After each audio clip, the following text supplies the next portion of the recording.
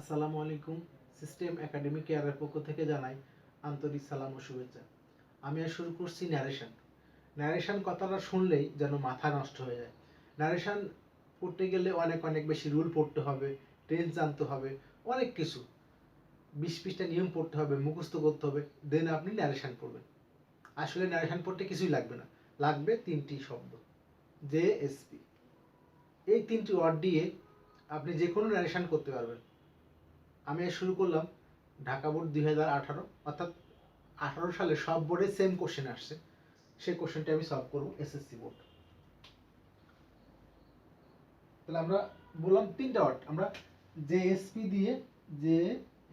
দিয়ে সম্পূর্ণ ন্যারেশনটা শিখব। যেটা হলো যুক্ত করা, এস হলো সাবজেক্ট আনতে হবে, পিতে হলো পাস করতে হবে। প্রথম লাইনটি।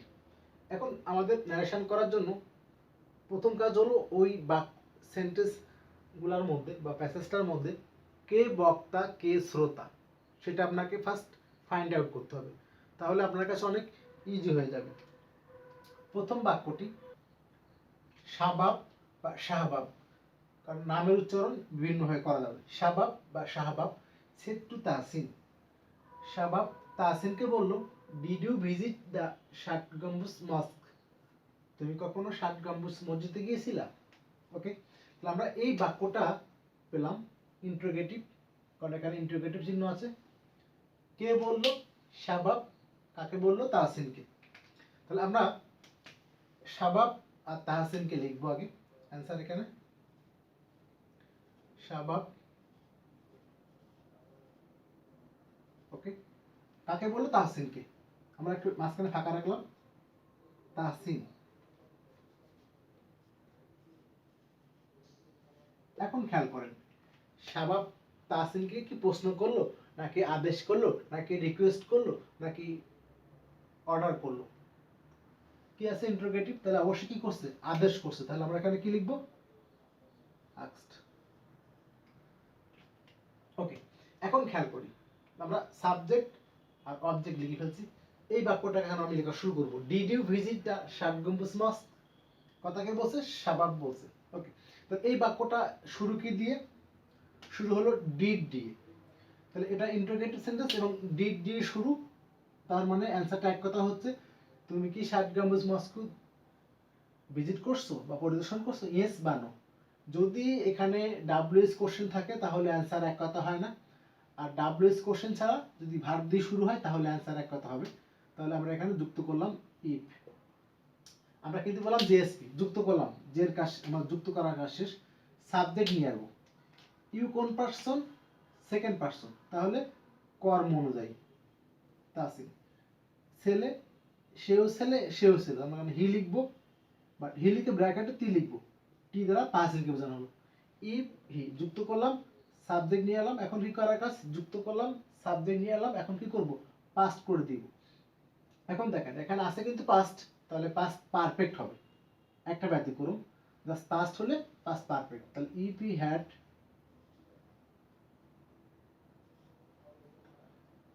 এরপরে ভার্বের পাস্ট পার্টিসিপল, তাহলে ভিজিটেড।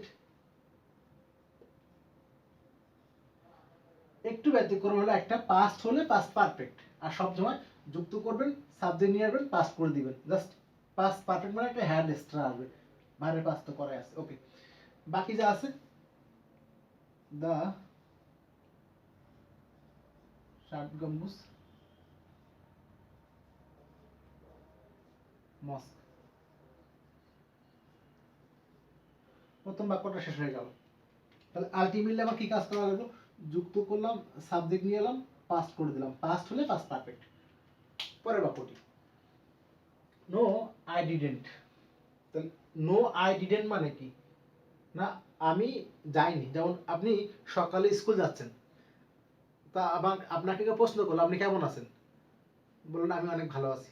বাট যখন স্কুল থেকে ব্যাক করবেন, যদি আপনাকে বলে আপনি কেমন আছেন, মাথা নাড়াবেন। কেন? মাথা নাড়ানোর মধ্যে কি আছে? ভালো আছি বা খারাপ আছি, কারণ তখন কষ্ট হয়ে যায়। ঠিক একই রকম আই ডিডেন্ট, এর মধ্যে কি রয়ে গেছে? সে সেখানে যায়নি। তো এর মধ্যে ভিজিটেড কথা রয়ে গেছে, তাহলে এই কথাটা কে বললো? তাহসিন বললো। তাহলে আমরা তাহসিন আগে লিখি, তাহসিন। ওকে, বাক্যটা কি? অ্যাসার্টিভ, কারণ আগে সাবজেক্ট আছে। বাট নো এর জন্য কি বসে? Replied in the negative. Tahsin replied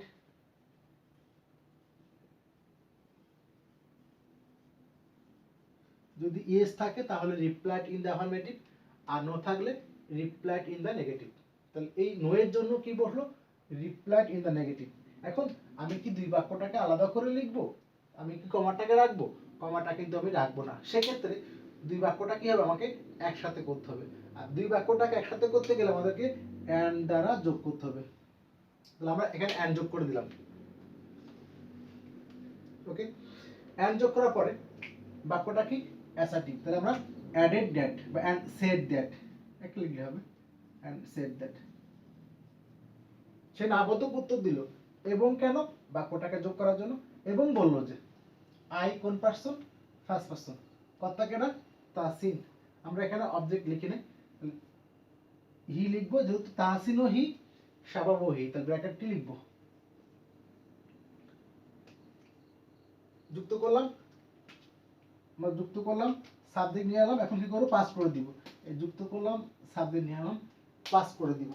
same আগের মতো ডিডেন্ট, তাহলে পাস্ট আছে, পাস্ট পারফেক্ট, হ্যাড বসে গেল, হ্যাডেন্ট।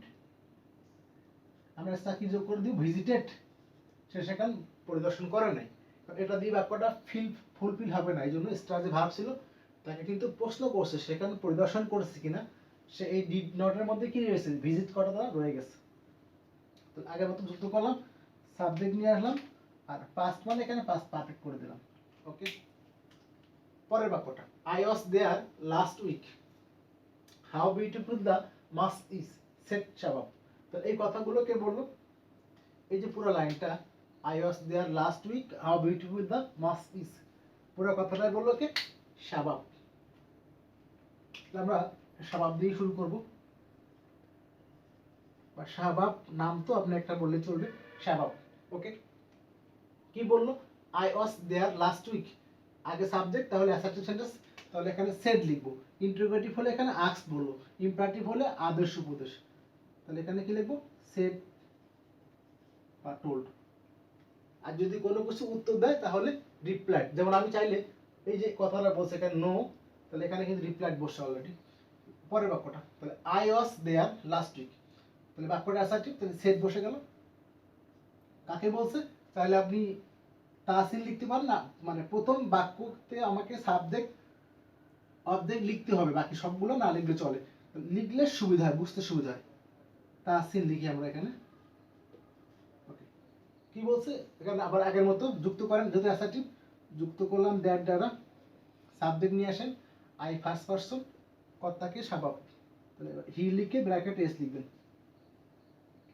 যুক্ত করলাম, সাবজেক্ট নিয়ে এলাম, পাস্ট, এখন আছে অস, আগের মতো পাস্ট আছে, তাহলে পাস্ট পারফেক্ট, পাস্ট থাকলেই পাস্ট পারফেক্ট। এখন এখানে মূল ভার্ব কিন্তু এখানে অস, এই জন্য ওই ভার্বের পাস্ট পার্টিসিপল। আবার দেখেন, এই যুক্ত করলাম, সাবজেক্ট নিয়ে এলাম, পাস্ট আছে বলে পাস্ট পারফেক্ট, বাট এখানে ভার্ব ছিল অস, এই জন্য ওর পাস্ট পার্টিসিপল বিন বসে গেছে। অ্যামিসার ওয়াজ ওয়ার, পাস্ট পার্টিসিপল কি হলো? বিন, বি ডাবল এ। ওকে, বাকি যে সেটা বসে গেল, দেয়ার লাস্ট উইক। বাকি অংশটা খেয়াল করেন, এখানে লাস্ট থাকলে কি বসে? Last week. স্টারডে হলে কি হয়? টুমরো হলে কি হয়? এটা আমরা সবাই জানেন, স্টারডে বা লাস্ট মানে কি? আগের দিন, দ্য প্রিভিয়াস।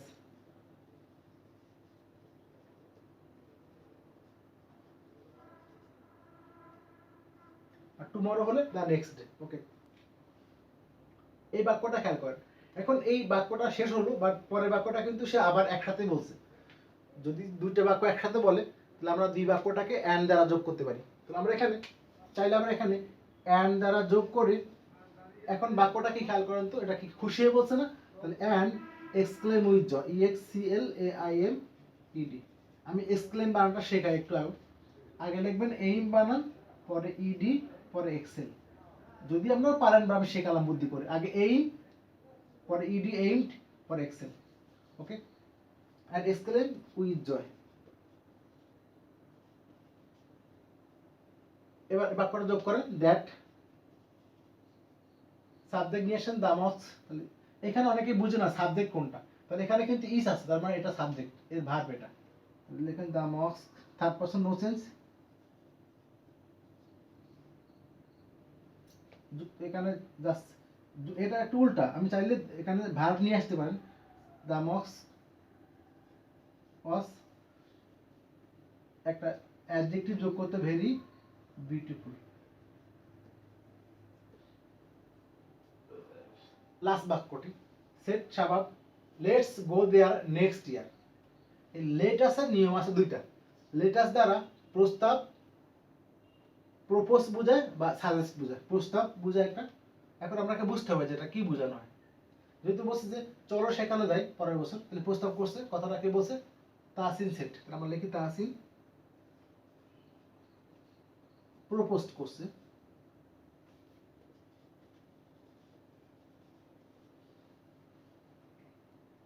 এখন এখানে দ্যাট দ্বারা যোগ করলাম, যেহেতু ইম্পারেটিভ সেন্টেন্স দ্যাট। এবার একটা জিনিস খেয়াল করবেন, যদি লেটাস থাকে, সাবজেক্ট যদি থার্ড পারসন হয় তাহলে এখানে দে আসবে। খুবই ইম্পর্টেন্ট একটা কথা, সাবজেক্ট যদি থার্ড পারসন হয় তাহলে দে আসবে। আর এখানে তাহসিন বলল কাকে? আরেকজনকে। যদি অবজেক্ট হয় ফার্স্ট পারসন তাহলে এখানে উই আসবে। আমি আবারও বললাম, একটা বাক্যে সাবজেক্ট থাকতে পারে আর অবজেক্ট থাকবে। সাবজেক্ট থার্ড পারসন হলে দে আসবে, আর যদি অবজেক্ট ফার্স্ট পারসন হয় তাহলে কি উই আসবে। সাবজেক্ট থার্ড পারসন হলে দে আসবে, আর অবজেক্ট সাবজেক্ট হয়ে গেল, যদি অবজেক্ট ফার্স্ট পারসন হয় তাহলে কি উই আসবে। যদি এখানে সাবজেক্ট থার্ড পারসন তাহলে দে বসে গেল। এরপর অবশ্যই শুড আসবে, প্রস্তাব করা।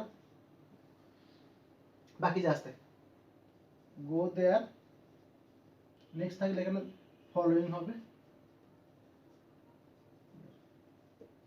আমি এটাকে আরো ভাবে বলতে পারি, জাস্ট তাহসিন প্রপোজড। লেটাস থাকলে এটা একটা নিয়ম হলো, একটা নিয়ম হলো যে প্রথম যে ভার্ব থাকে তার সাথে আইএনজি করলে হবে। তাহলে তাহসিন প্রপোজড এই পর্যন্ত লিখতে হবে না, জাস্ট এখান থেকে গোয়িং দেয়ার, এটাই সহজ বেশি। দুটো বলে দিলাম, আশা করি বুঝতে পারছেন।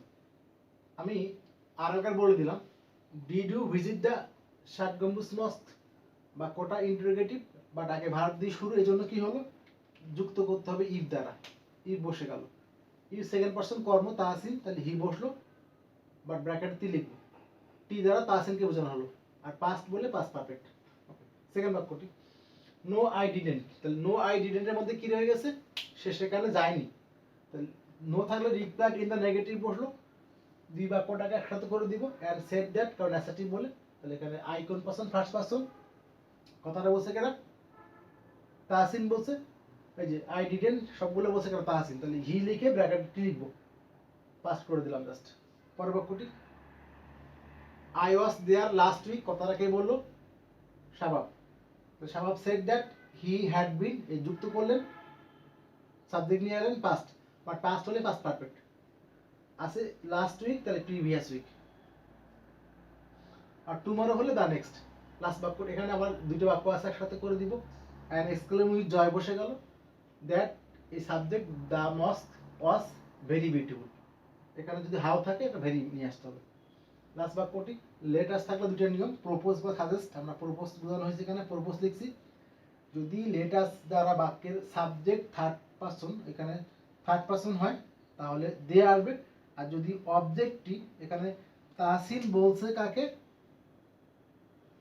শাবাবকে, এও থার্ড পারসন, এও থার্ড পারসন। লেটাস যুক্ত সেন্টেন্সে সাবজেক্ট থার্ড পারসন হলে দে আসে, আর অবজেক্ট যদি ফার্স্ট পারসন হয় তাহলে এখানে উই আসে। এর থেকে সহজ নিয়ম হলো কি, যে জাস্ট প্রপোজ বা সাজেস্ট লিখবেন, প্রথম যে ভার্ব থাকবে তার সাথে আইএনজি করে দিবেন। আশা করি বুঝতে পারছেন। সিস্টেম একাডেমিক কেয়ারের পক্ষ থেকে আন্তরিক সালাম জানিয়ে শেষ করলাম আজকের মতো ক্লাস। আল্লাহ হাফেজ।